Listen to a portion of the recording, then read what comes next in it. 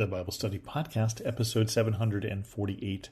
Today, the Bible Study Podcast concludes the study of the book of Joel.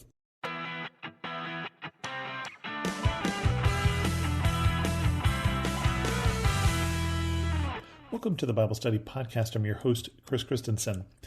Joel is one of the minor prophets, and by minor prophets, we don't mean that what he said was any less important to the people he was saying it to or to us, but we do mean that he didn't write as much. And so chapter 3 of Joel will conclude Joel, and next week we'll go on to the book of Amos. Chapter 3 of Joel, the nations judged. In those days and at that time, when I restore the fortunes of Judah and Jerusalem, I will gather all nations and bring them down to the valley of Jehoshaphat. There I will put them on trial for what they did to my inheritance, my people Israel, because they scattered my people among the nations and divided up my land. They cast lots for my people and traded boys for prostitutes. They sold girls for wine to drink. Now what have you against me, Tyre and Sidon, and all you regions of Philistia?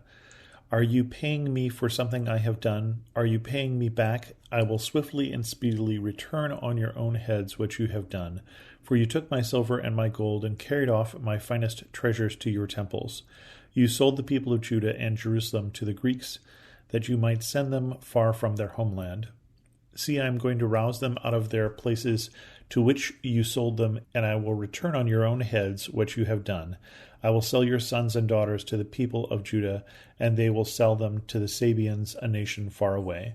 The Lord has spoken. Proclaim this among the nations. Prepare for war. Rouse the warriors. Let all the fighting men draw near and attack. Beat your plowshares into swords, and your pruning hooks into spears. Let the weak say, I am strong. Come quickly, all you nations, from every side, and assemble there. Bring down your warriors, Lord. Let the nations be roused. Let them advance into the valley of Jehoshaphat. For there I will sit to judge all the nations on every side. Swing the sickle, for the harvest is ripe. Come trample the grapes, for the winepress is full, and the vats overflow. So great is their wickedness. Multitudes, multitudes in the valley of decision. For the day of the Lord is near in the valley of decision. The sun and moon will be darkened, and the stars will no longer shine. The Lord will roar from Zion and thunder from Jerusalem. The earth and the heavens will tremble, but the Lord will be a refuge for his people, a stronghold for the people of Israel. I'm going to pause there before the last section here. This is a very apocalyptic sort of writing here as God is talking about dealing with the nations for how they have dealt with Israel or how they have dealt with Judah. And it is interesting because in the beginning it talks about in those days and at that time. And obviously it would be nicer if it said on October 23rd of year such and such that I'm going to do this, but of course it does not. This is one of those things that I don't think has yet been fulfilled. At least I can't think of a historic time where God has done this to the nations that have been abusing the people of Israel or the people of Judah who have been selling them into slavery. If we think about who those people were, we would get certainly the Babylonians and the Assyrians and the Romans in that list of nations that have done that historically. And then we might also, have to deal with the German Holocaust, and we might have to deal with, what the nations around them, when it talks about Tyre and Sidon, that would be the Phoenicians, for instance, the Philistia or the Philistines, how they have dealt with Israel. We might have to deal with how we've dealt with Israel as it has come back and been a nation in our time as well. It's not very specific in so many ways. The only thing that's very specific about that is that as God is looking at the people of Judah and the people of Israel, and he's looking at the country, he looks at them, especially at this time and in this place and in this writing, differently than the other nations. They are his. And I don't just mean the people, but certainly I do mean the people, but I skipped over this, I think, a couple chapters ago when God started talking about the land, and he started talking about it as his land. So all of this he's talking about is they divided up my land. They cast lots for my people. And that God is proprietary about the people of God. And I think that's the people of God in Judah and Israel's time, and I believe that's the people of God now through the covenant through Jesus. That God looks at the people of God, those who have committed to him, those who are his, differently. That doesn't mean that God doesn't love those who are not his. In fact, we see many different places where that message comes across in the Bible. But God here is going to be dealing with some people for how they have dealt with his people. Tyre and Sidon, Philistia, all of these things, they've been selling off his people, and they've been taking off his treasures, his gold, right? Not the people of Judah's gold, not the people of Israel's gold, not the treasures of the temple were his treasures. And then selling them off to the Greeks, that they may send them far from their homeland. And so God is talking about this Armageddon sort of thing. And Joel is talking about this happening in the valley of Jehoshaphat. And that is not a phrase that happens a lot of times in the Bible. It is one of those unique phrases here to the book of Joel. But Jehoshaphat is a particular king of Israel, but Jehoshaphat also means Yahweh judges. And we can see that there are historic maps that show the valley just to the east of Jerusalem, between Jerusalem and the Mount of Olives, or between Jerusalem and the Garden of Gethsemane, as being that valley of Jehoshaphat. So it could be that we're talking about that literal valley, or it could be we're talking about this valley, this place where God will judge, this valley of decision. Now, is it a place where God will decide what's going on with these people? Well, it certainly seems from the text. Or is it a place where they get some decision? I don't see that in the text, but maybe that's the case. Certainly there's some decisions that all of us have between now and whenever that appropriate day is, in those days and at that time.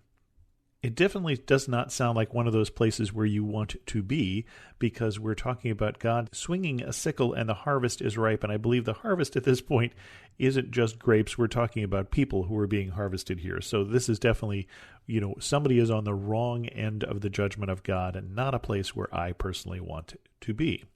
And there's thunder, and the earth and heavens are trembling, and the vengeance of God is terrible in this particular account of Joel.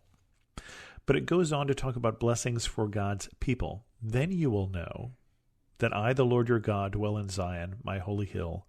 Jerusalem will be holy. Never again will foreigners invade her. In that day the mountains will drip new wine, and the hills will flow with milk. All the ravines of Judah will run with water. A fountain will flow out of the Lord's house, and will water the valley of Acacias. But Egypt will be desolate, Edom a desert waste, because of violence done to the people of Judah, in whose land they shed innocent blood.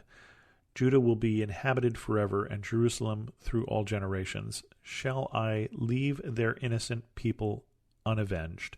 No, I will not. The Lord dwells in Zion.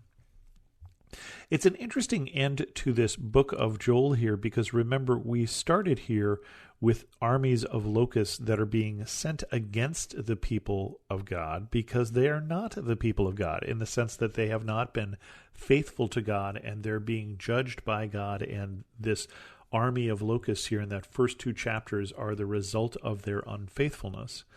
But it ends, as so many places in the Bible do, with that blessing, that call for the people to come back, as all of the prophets are calling for the people to come back and be faithful to God.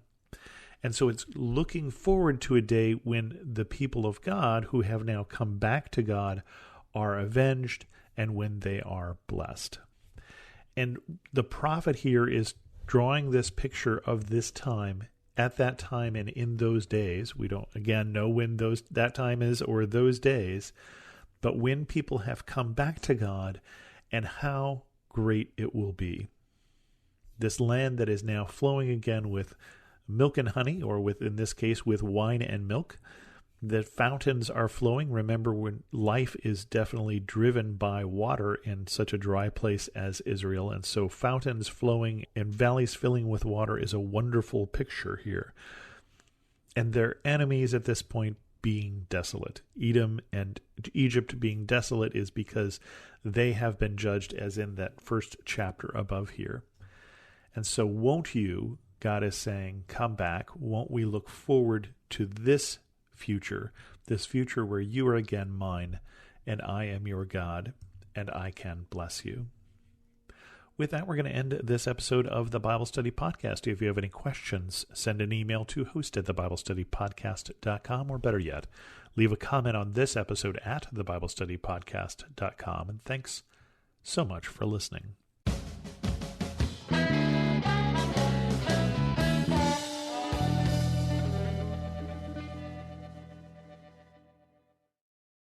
Do you want to better understand the Bible and give biblical answers to those who ask you about your faith?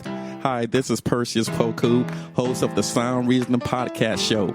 Listen to us weekly as we bring the truth often found in the ivory towers of seminary down to the steeple towers of the local church. Join me along with many of the nation's top theologians as we offer answers to life-tough questions from an apologetic perspective. Subscribe to the show at lifeaudio.com.